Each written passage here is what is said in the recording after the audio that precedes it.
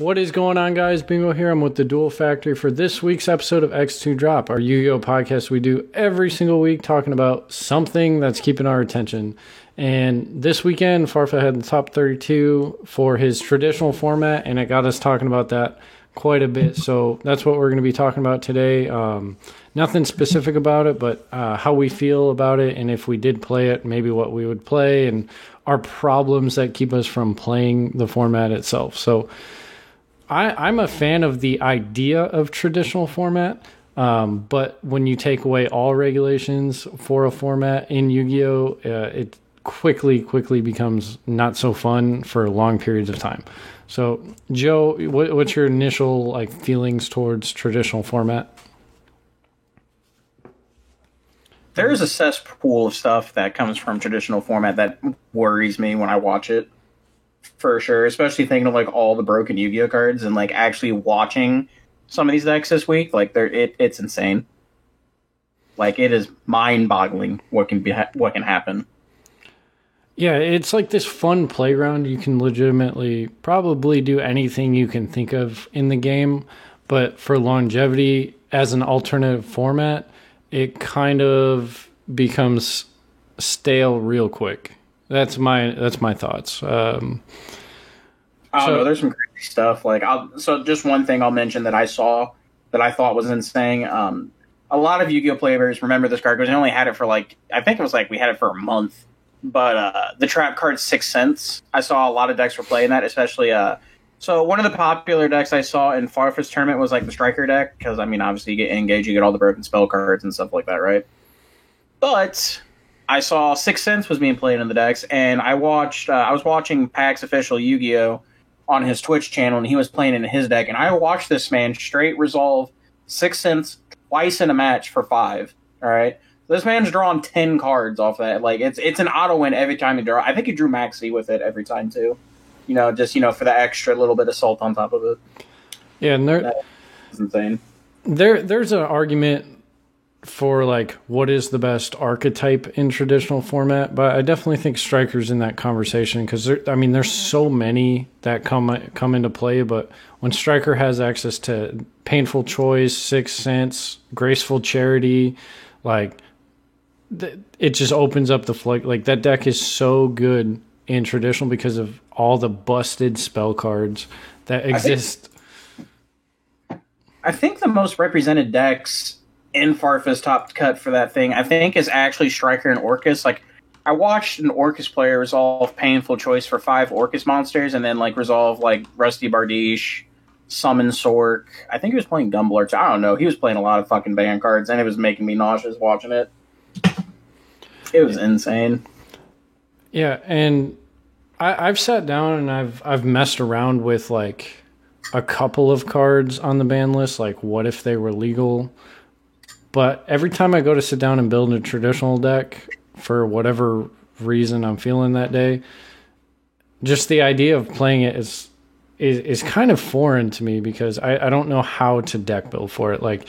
Obviously, if you're playing a match in traditional format, you don't want to just get completely blown out by some random FTK or lock, that degenerate bullshit that comes with traditional format. So It's totally different deck building for me. I don't have any experience in it, but what do you think is the biggest reason people don't gravitate towards traditional format as an alternative playing field? Because right now people go to GOAT format or whatever their old school format is, Necros format, Teledad, 2014 format, whatever.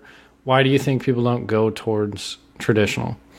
Other than it being a foreign concept, it's traditional format has I've delved in, I've looked at it and stuff like that, and it's super cool for what it is.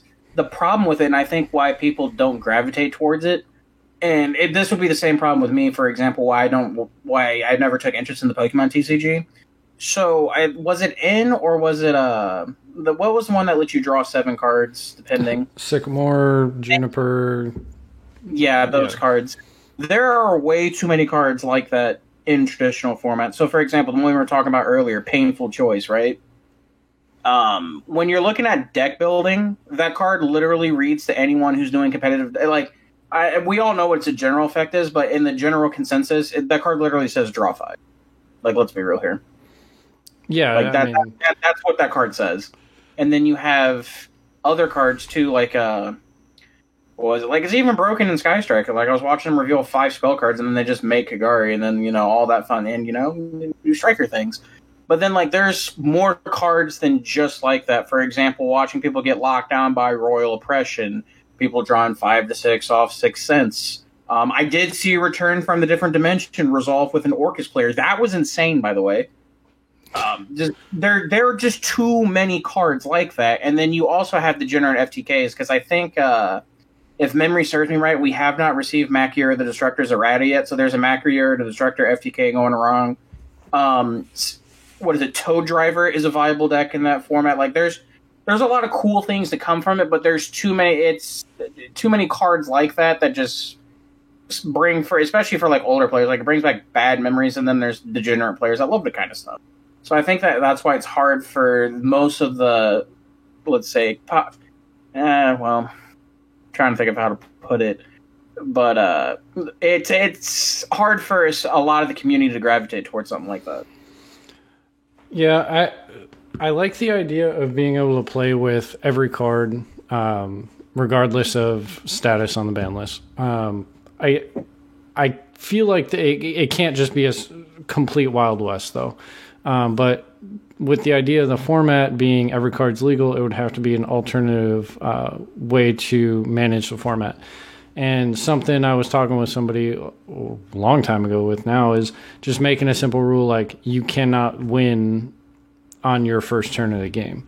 Like that's a rule that maybe could be in place for traditional format to be taken a little bit more seriously. Like, it wouldn't fix everything. You would still have like these insane build-a-boards and setups, but like half my hesitation from playing the old school or traditional format is I just don't want to sit down and just lose before I get to play. Oh no, trust me, like that's definitely possible in traditional format. I'm still waiting for someone to resolve Dimension Fusion. Honestly, I haven't seen that card been dropped yet. That is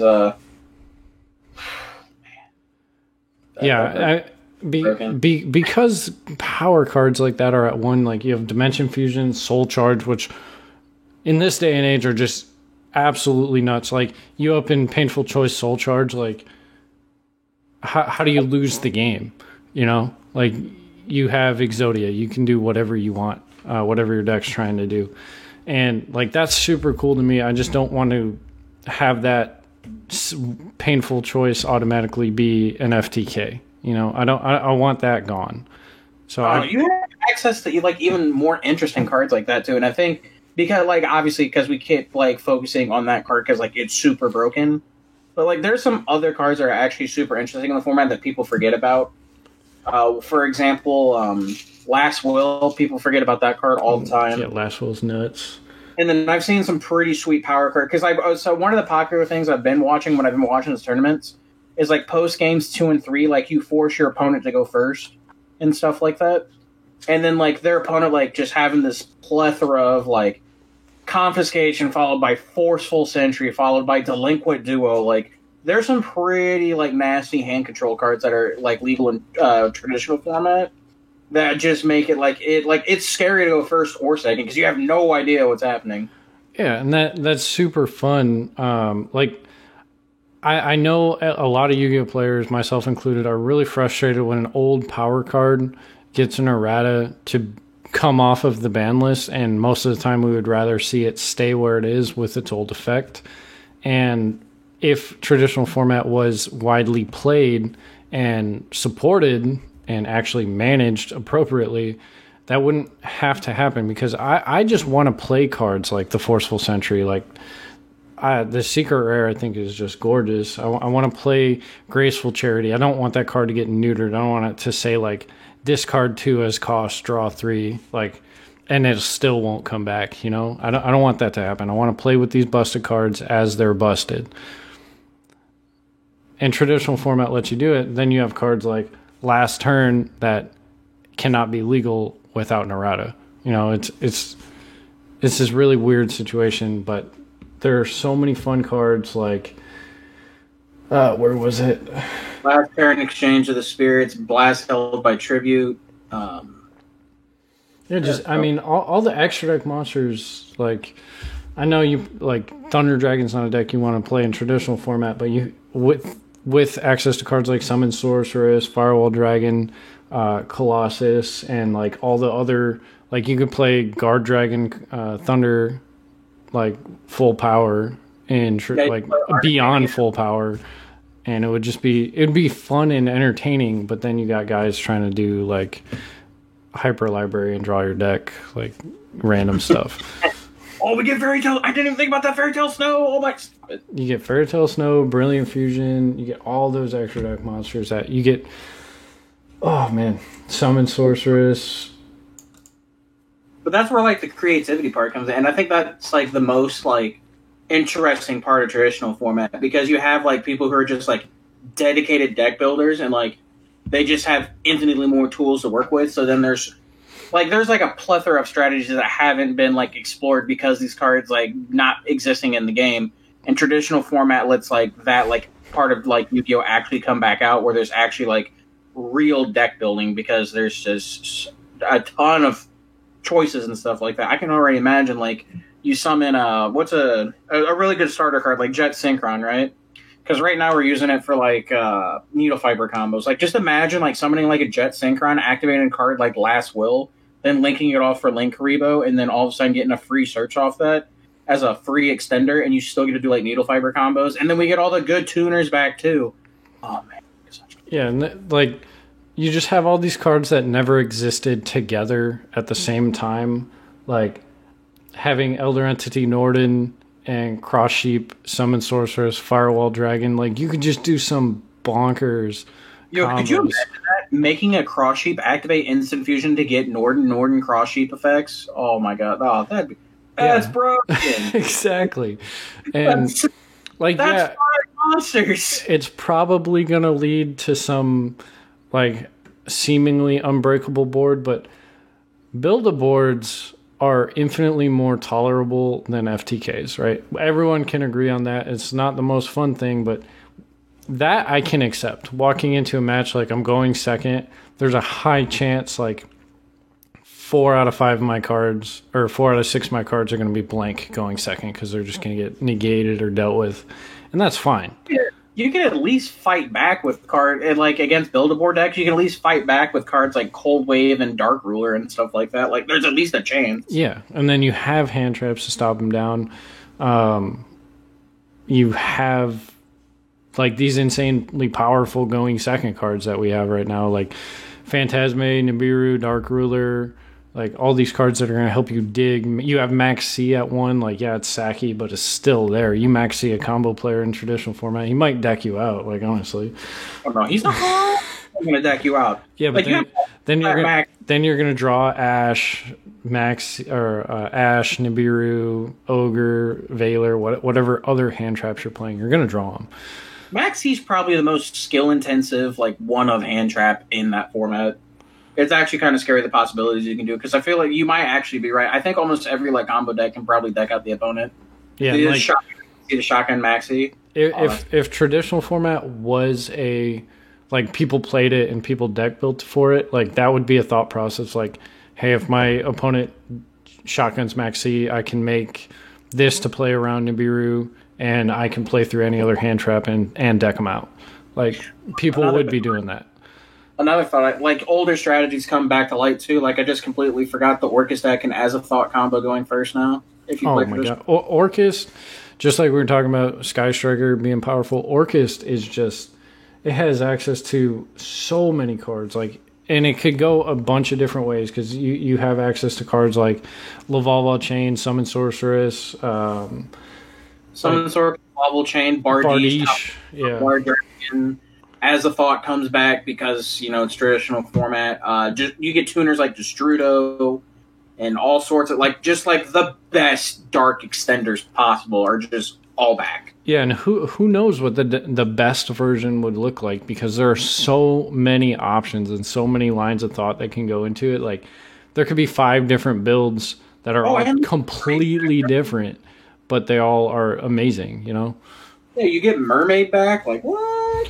Now in standard format, it's like, oh, you're playing one or two cards different from the deck that just topped, and like it's innovative, you know. Like you could have 4 like 20 card different decks that all have the same like core, and they still be just exceptionally well built.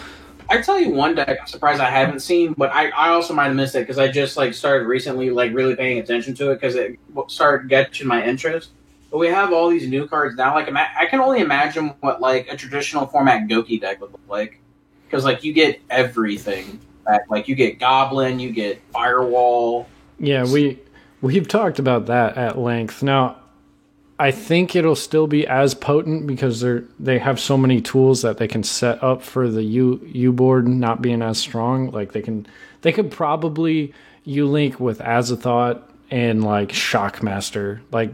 Something like that could happen. I don't know how, but they would do it. 2020 year we unlock the Shock.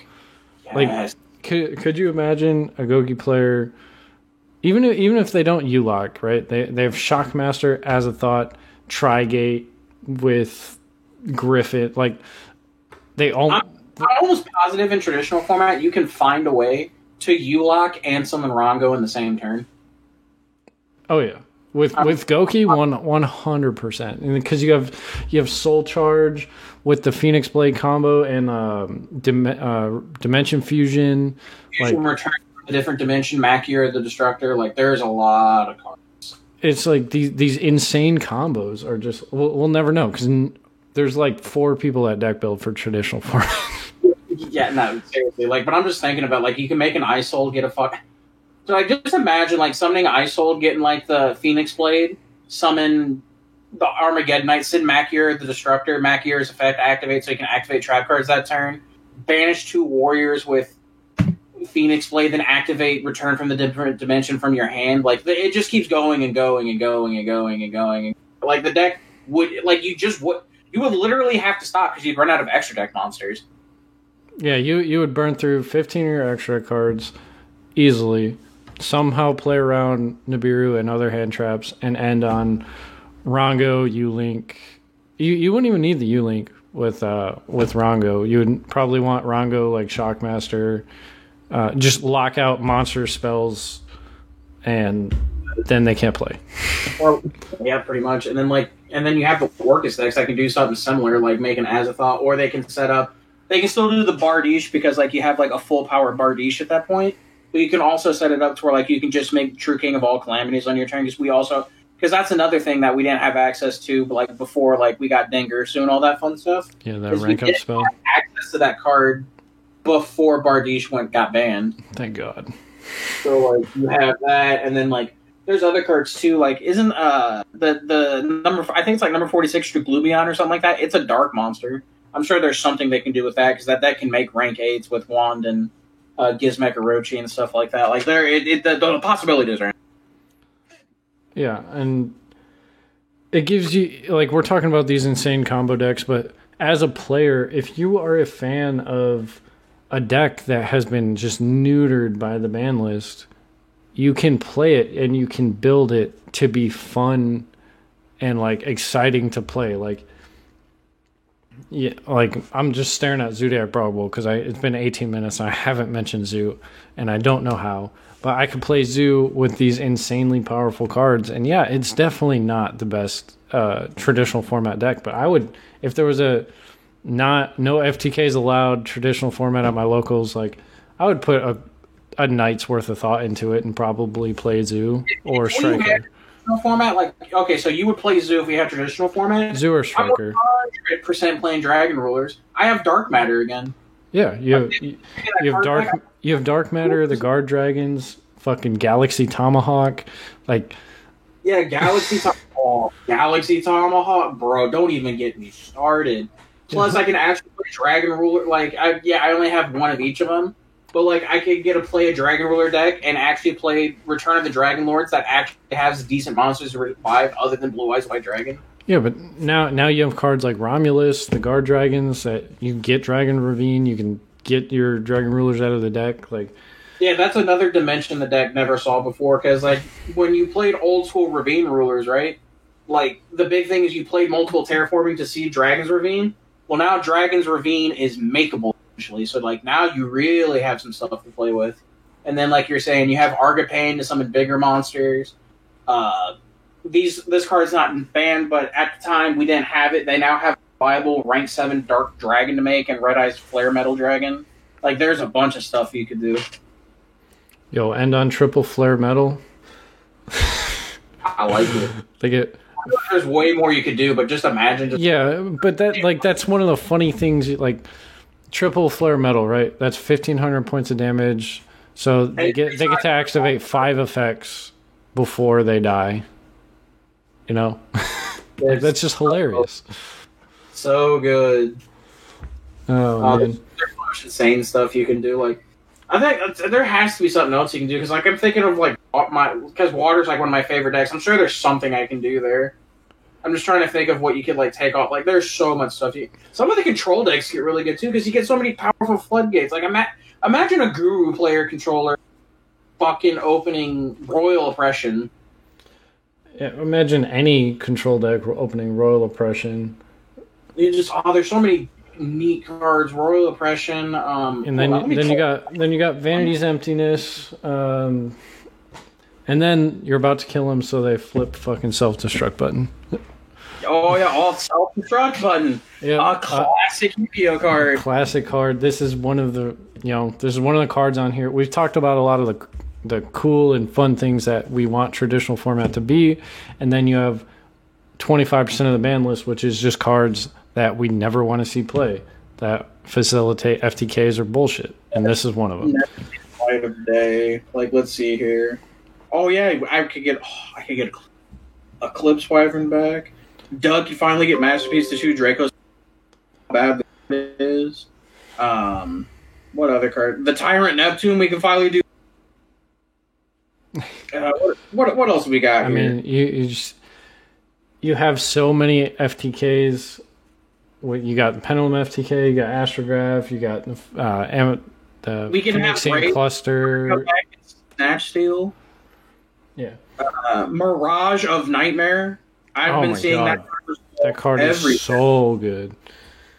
Oh, that card is fantastic. Orcus with Mirage of Nightmare.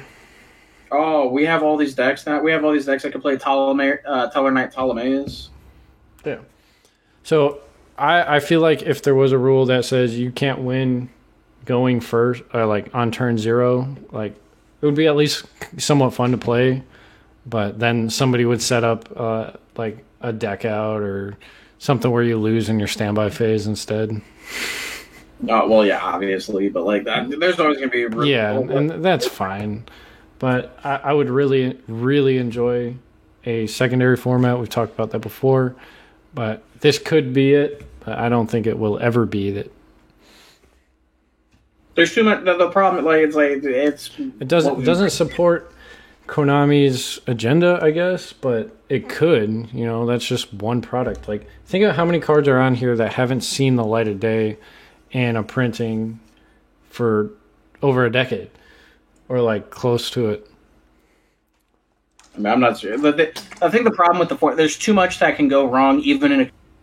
That's the problem. Yeah, I don't see them ever hosting a traditional regional. But what's wrong with a traditional side event or a traditional OTS event? You know, a traditional regional might kind of be insane because I can see a lot of salt entering that room. So much. Everyone would be so excited going in, and then by the end of round 1, half the room is disgruntled, like more than usual. Half the room. So many flavors to choose from, and they chose to be salty. You signed up for when you signed up for traditional format. You feel me? I would be really, really interested to see a 400-person regional. What decks took top 8? Because it could go either way. It could be straight FTK, but I honestly don't think it would, because a lot of those decks, if you do get interrupted probably more than once, you're going to struggle. Oh, I'm sure. I'm just waiting to actually. I don't know if anyone's done it yet, but honestly, I want to. You want to see what? You cut out. I want to see a traditional format match. I want to see someone going second. I want to see them activate Shaddoll, send any Shaddoll monster and Fairy Tail Snow and see where it goes. Yeah, Fairy Tail Snow, man. You get that card back, like that card's crazy. That card's crazy. You think they would if they eroded that card, would they make the Banish 7, would they make it a hard once per turn, or would they make the Banish 7 as part of the effect?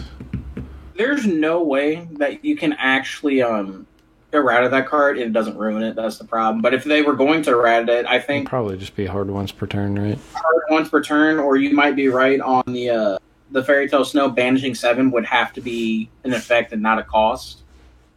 Because, like, that's kind of crazy. Oh, man. That might be the... But like I said, there's no way you errata that on it, so I'd just rather just leave it alone and let it be traditional. Yeah, I agree. If it can't come back where it is now, I don't really want it back. But, I mean, we're at 25 minutes. I think we've made our point. Joe, you got any talking points you want to touch on while we got a few minutes left, or are you good? I think I'm good. I mean, we hit the highlights. Traditional format is like the one thing like people want to experiment with, but it's kind of scary to experiment with. But I think it'd be cool to see if like our like genuine deck builders actually just came out and like give our thoughts on like what could be the best deck. Yeah, my thoughts is I love talking about traditional format and I love the idea of playing it, but until there's at least some regulation, not on the cards, but on the rule set in place, like I'm just going to be an observer. But I would love to know what anybody else thinks. I've gotten a couple messages on the topic, so if you do have an opinion, hit me up on Twitter or YouTube and let me know, because I'd be more than happy to talk about it. But Joe, you got any last minute comments? I know you got your little quips. My roommate Brad Kearney, he likes men, and Douglas French has no sauce. Piccolo, you have no sauce. Hey. Well, guys, that has been this week's episode of X2 Drop. If you did enjoy, please remember to check us out. Same time, same place. Every single week, we go live on iTunes, Google Play, Spotify, and a bunch of other places at 8 a.m. every Monday, 10 a.m. on YouTube. And if you guys do have a topic idea, feel free to shoot us a message on either his Twitter, my Twitter, or YouTube channels. And with that being said, I'll see you guys back here next week. Peace out. Okay, bye.